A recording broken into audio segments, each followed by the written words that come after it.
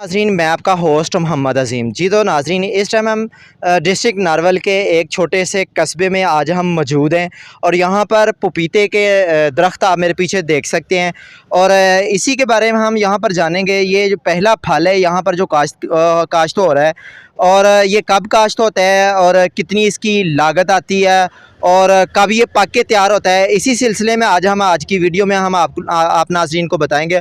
और इसी सिलसिले में मेरे साथ यहाँ पर एक काश्तकार मौजूद है, आइए हम उनसे पूछते हैं। पपीता एक बहुत ही मुफीद कुन फल है। पपीते के बहुत ही फ़वाइद हैं। पपीता इंसान के खून में कोलेस्ट्रॉल की मकदार को बढ़ने नहीं देता। पपीता एक मुफीद फ़ायदेमंद फल है। पपीते का एक फ़ायदा ये भी है कि वो इंसान के पेट से गैस को भी खारिज करता है। पपीता गुर्दे में मौजूद पत्थरी को भी तोड़ता है। पपीता खाने से इंसान के दिल को भी बहुत फ़ायदा होता है। इसकी एहतियात ये है कि इंसान एक वक्त में 50 ग्राम तक पपीते का इस्तेमाल कर सकता है, इससे ज़्यादा इस्तेमाल नहीं करना चाहिए। पपीता एक वाहिद फलदार पौधा है जो 9 माह की उम्र में फल देना शुरू कर देता है।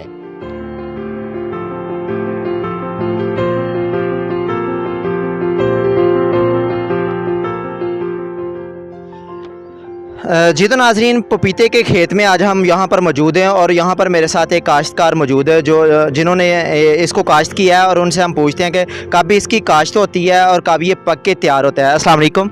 सर्दियों के दिनों तैयार होंदी है, इनू लांदे बूटे नू ते पकदा 6 महीने 7 बाद। किन्नी के दी बाबा जी देखभाल की जाती है, की ये लवाजमात ने? बड़ी करनी पैंदी है जी, है घाह बूट विचों स्प्रे छाटन भी करनी पैंदी है। उत्ते सारे बमारी भी पैंदी, बूटा सुक गया ते ये तैयार होए नू कोई हो गए ने 4-5 महीने उन्होंने लाने हैं। उतारते पे हुण तैयार है, होण दिया तैयार होया दा तार लिया, हुण अगों फिर तैयार होण दिया। यानी कि इहदा फल किदों लगदा है? ये कोई साल बाद लगदा है। यानी कि साल बाद। और किन्ना के खर्चा आ जांदा है? खर्चा ਇਹਦਾ बथेरा ਹੁੰਦਾ जी, खर्चा ਇਹਦਾ बथेरा आ ਜਾਂਦਾ है। बूटा ਜਿਹੜਾ ਪਹਿਲਾਂ तो 200-250 ਦਾ बूटा ਲਿਆਂਦਾ ਸੀ, ਫਿਰ ਇਹਨੂੰ ਤਿਆਰ ਉਹਨਾਂ ਕੀਤਾ, ਸਪਰੇਵਾਂ ਕੀਤੀਆਂ, ਦਵਾਈਆਂ ਪਾਉਂਦੇ ਨੇ, ਹਰ ਸ਼ੈ ਪਾਉਂਦੇ,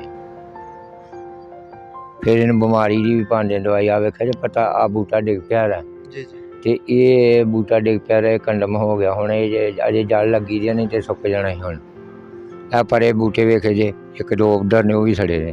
ਇਹ ਤਿਆਰ ਹੋ ਗਏ, ਇਹਨੂੰ ਉਤਾਰ ਕੇ ਕੀ ਇਹਦਾ ਅੱਗੋਂ ਪ੍ਰੋਸੈਸ? ਅੱਗੋਂ ਫਿਰ ਨਾ ਫਲ ਪੈਂਦਾ ਜਾਣਾ। ਆ ਵੇਖੋ ਪਿਆਰ, ਆਪ ਜੀ ਵੇਖੋ। इसको कैसे तैयार करते हैं? ये तो अभी हरा है ना, कैसे तैयार करते हैं? हरा है ਜਦੋਂ ਲਾਲ ਹੁੰਦਾ ਹੈ ਤੇ ਲਾਲਗੀ ਪੈ ਜਾਂਦਾ ਪੈਂਦੀ ਹੈ, ਉਦੋਂ ਉਸ ਲਾਲ ਹੈ ਨੇ ਹੋਏ ਦੇ ਬੂਟੇ ਦਾਣੇ, ਤੇ ਜਦੋਂ ਲਾਲ ਹੁੰਦਾ ਪੈਂਦੇ ਉਹਨੂੰ ਉਤਾਰ ਕੇ ਤੇ ਫਿਰ ਉਹਨੂੰ ਪੇਟੀਆਂ 'ਚ ਪੈਕ ਕਰਕੇ ਮਸਾਲਾ ਲਾਉਂਦੇ, फिर ये तैयार हो जाता है। कितने का ये बिकता है यहाँ पे? 150 रुपये किलो। 150 रुपये किलो जी। खर्चा पूरा हो जाता है? ਖਰਚਾ ਇਸ ਤਰ੍ਹਾਂ ਹੀ ਹੈ, ਇਹਦੇ ਨਾਲ ਮਨ ਵੀ ਲੱਗ ਜਾਂਦਾ ਵਾ, ਜੇ ਲੱਗੇ ਦੇ ਨਾ ਲੱਗੇ ਤੇ ਕੋਈ ਵੀ ਨਾ।